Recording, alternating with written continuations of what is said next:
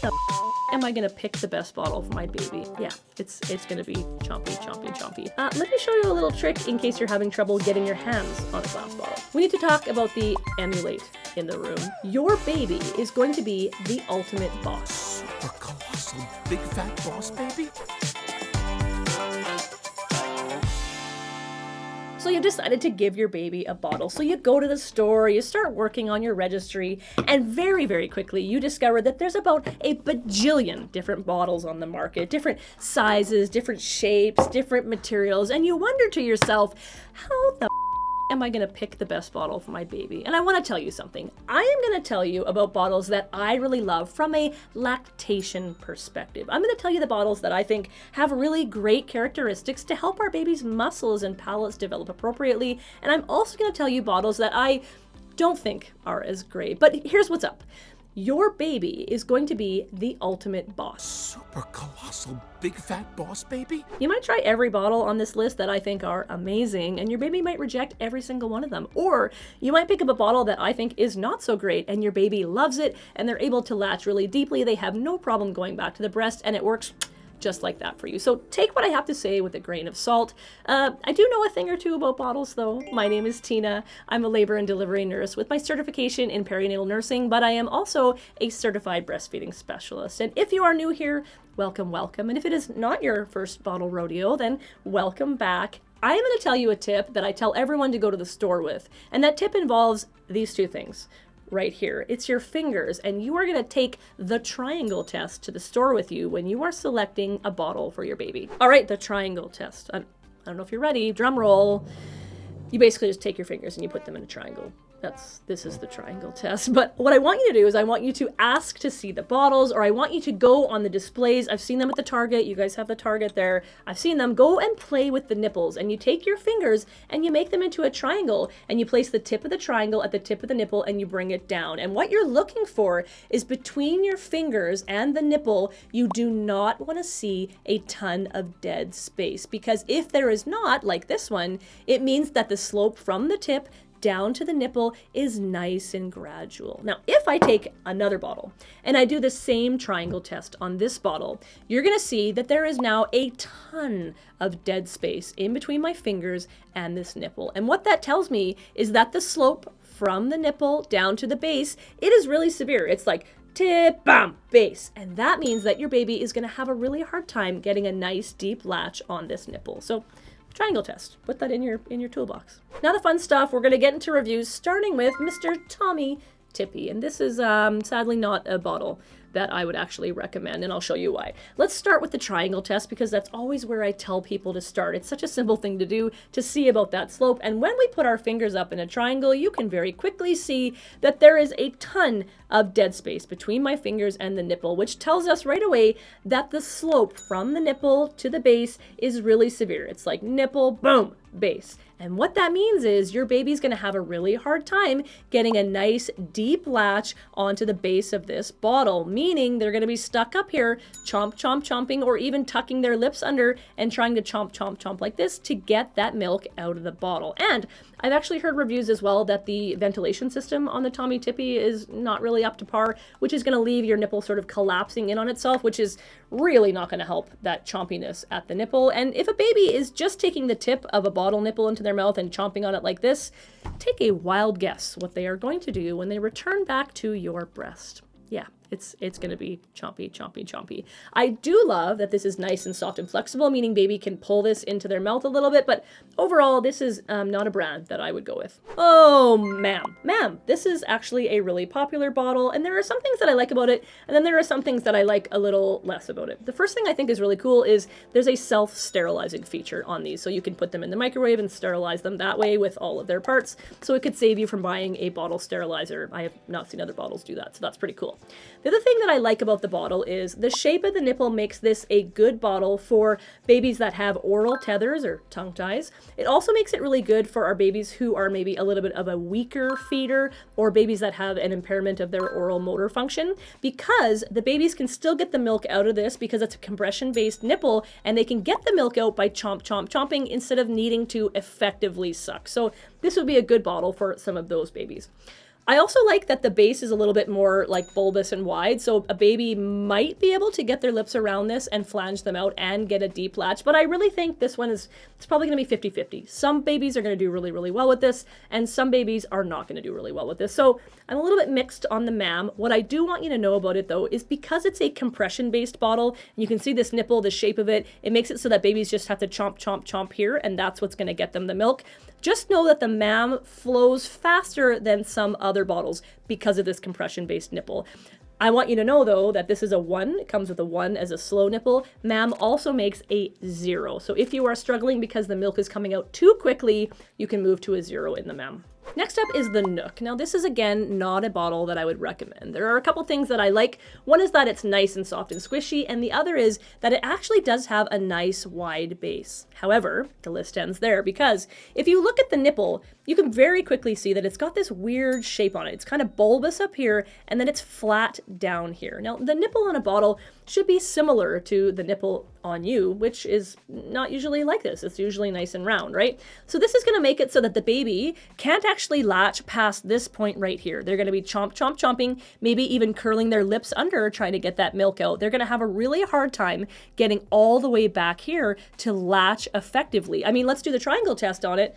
Boom, you can see that it has a ton of dead space. If we put it this way, it's still got a ton of dead space no matter how you turn it. So that's going to tell us that that slope is really, really severe. So the Nook is not something that I would choose.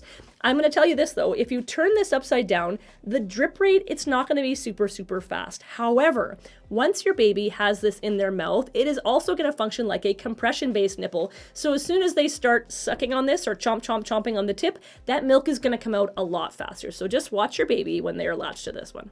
Moving along, let's talk Lansinoh. I love the Lansinoh bottle.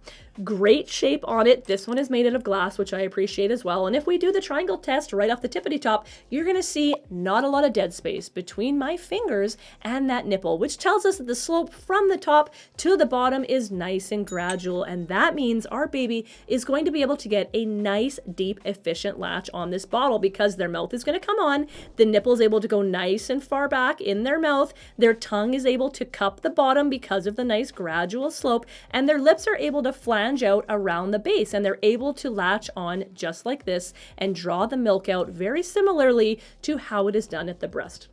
Chef's kiss. Oh no, Tomo. This one is not a bottle that I would recommend. And a lot of lactation professionals agree they also would not recommend this bottle. And it's basically because if you do the triangle test right here, you see all of that dead space, meaning that angle from the tip to the base, it is really severe. And when that angle is this severe, it just leaves your baby chomp, chomp, chomping at the tip because they cannot get this all the way in their mouth, and they can't get that nice deep latch where their lips are flanged out on the base of this nipple. And then you can see they also can't cup their tongue properly. So they are left chomping up here or even needing to curl their lips under to get that milk out because they can't get that deep latch. Also, these bottles can allow tongue tie revisions to reattach. So just be cautious of this bottle if your baby has had an oral tie revision. And you know what?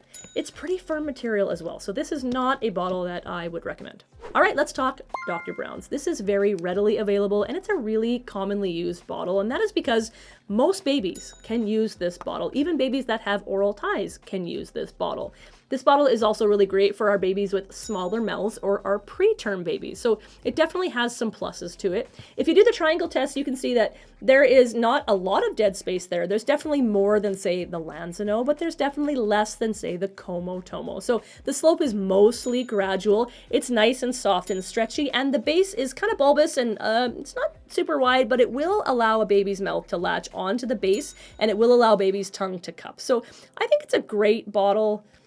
Yeah, I would go with Dr. Brown's. Next up is the Evenflo Balance Plus Wide. If I just show you the tip of this nipple, you can probably guess what I'm going to say about it. It's got a round tip, it's got a gradual slope, and it's got a wide base, and it's got a nice ventilation system. Your baby will very easily be able to get this nipple far back in their mouth. They'll be able to cup their tongue underneath. They'll be able to get their lips right down to the base with their lips flanged out and have a nice deep latch and be pulling the milk out of here. And that is because if you do the triangle test, boom, you're going to see there is not a lot of dead space between my fingers and the nipple. These ones also are available in glass. this is an excellent choice. I don't have it here, but I also wanted to talk about the Pigeon. It is a great choice as well because it is shaped almost exactly the same as the Lansinoh bottle. It's got that nice round tip, it's got a gradual slope and a wide base. It is available in glass, and the cool thing about the Pigeon is that they have a super slow flow nipple. So if you're finding that the flows on other bottles are too quick, including the Lansinoh, you can move to the Pigeon because it is a great option. Let's talk Philips Avent Naturals.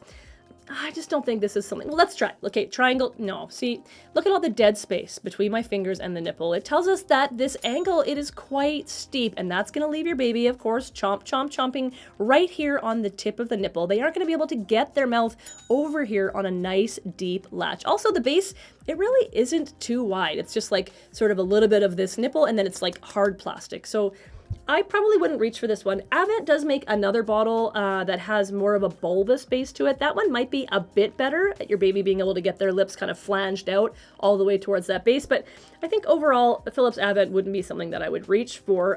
It is a glass bottle.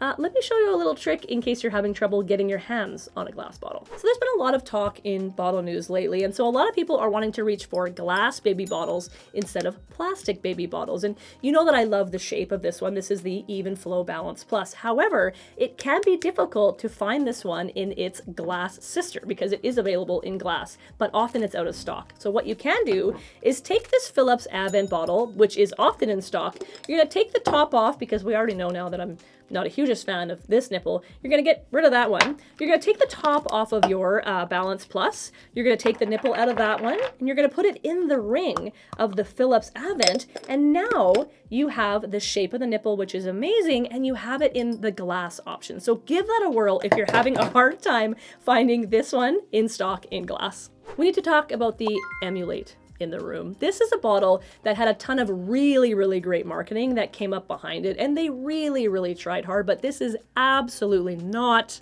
a bottle that I would recommend. I mean, they tried to make it look as much like a breast as they could. Even the shape of the bottle is round. They made the nipples in different colors and different shapes and different flow rates. They even put little pieces in there to sort of mimic the Montgomery glands in your areola.